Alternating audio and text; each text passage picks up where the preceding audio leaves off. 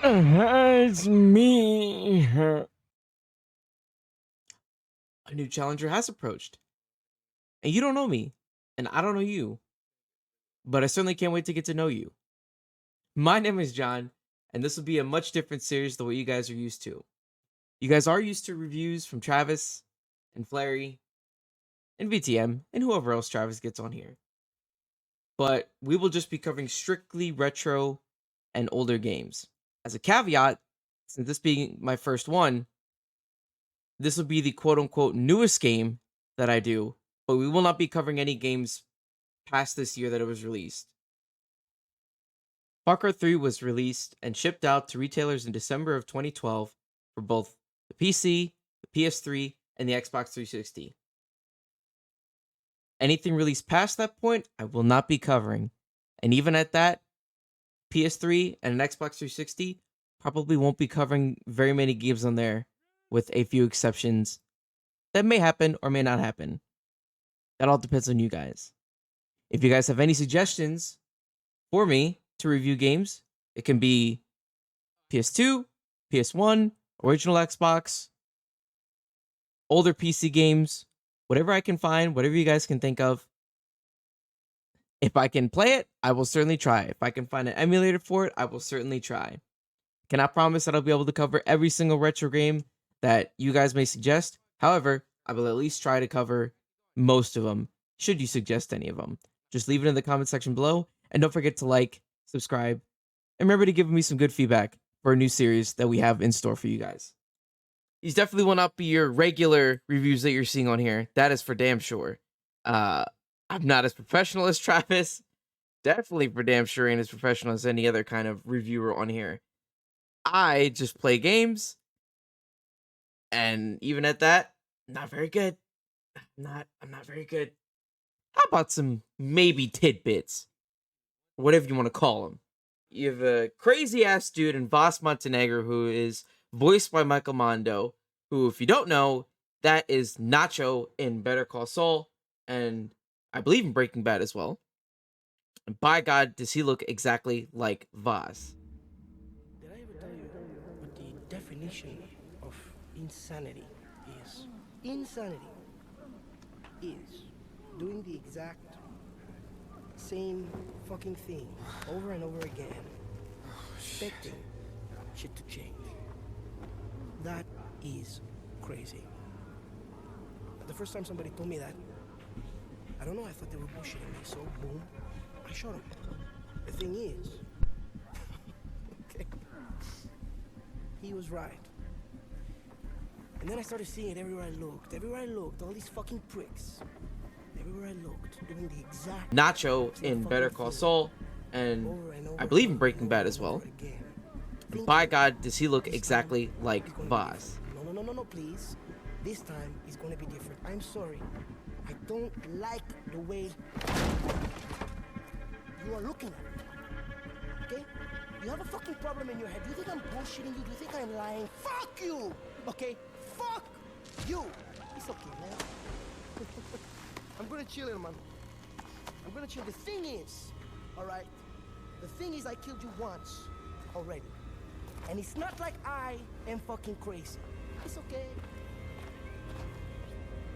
It's like water under the bridge. Did I ever tell you the definition of insanity?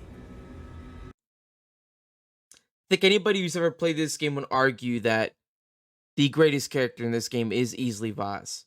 And it's such a shame that they killed him off so early. You don't even get to the second island of the game. And it's such a shame that one of the only knocks that you will ever see anybody talk about this game with is how Voss's character is drastically underused. And it kind of becomes a theme with the games following Far Cry 3 that they tried to make the main villain eccentric. Some of the games that work, some of the games that kind of falls flat, but in the same sentence too, they also try to make sure that they showcase their main villains, which personally I think actually hurt more than it helped. And it's so interesting to see Voss in his more serious moments and funny moments because when he is serious, you do see that really evil side of him. He is such the shining star in this game, along with the game's atmosphere.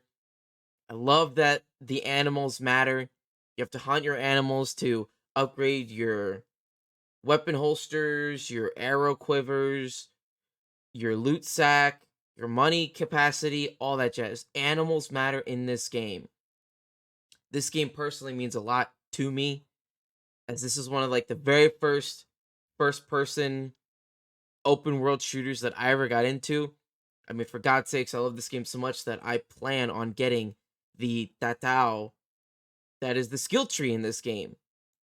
Little cool things about the skill tree is those little dots within the skill tree, those are all the relics that you can find.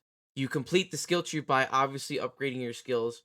You have 3 skill trees, each of them do different things, and all of them matter. There's not a skill within those skill trees that doesn't matter that you don't need. Sure, you can go without some things. However, even by going without some of those things, they still matter. Don't know what They're happened there. still helpful. Even the takedowns, for God's sakes, some of them are really difficult to perform. Can't lie. However, when you do get them off, it feels really good and it feels really special that you can get some of those takedowns off and really utilize your skill tree. Another knock that I will say on the game is that side characters don't really matter too much.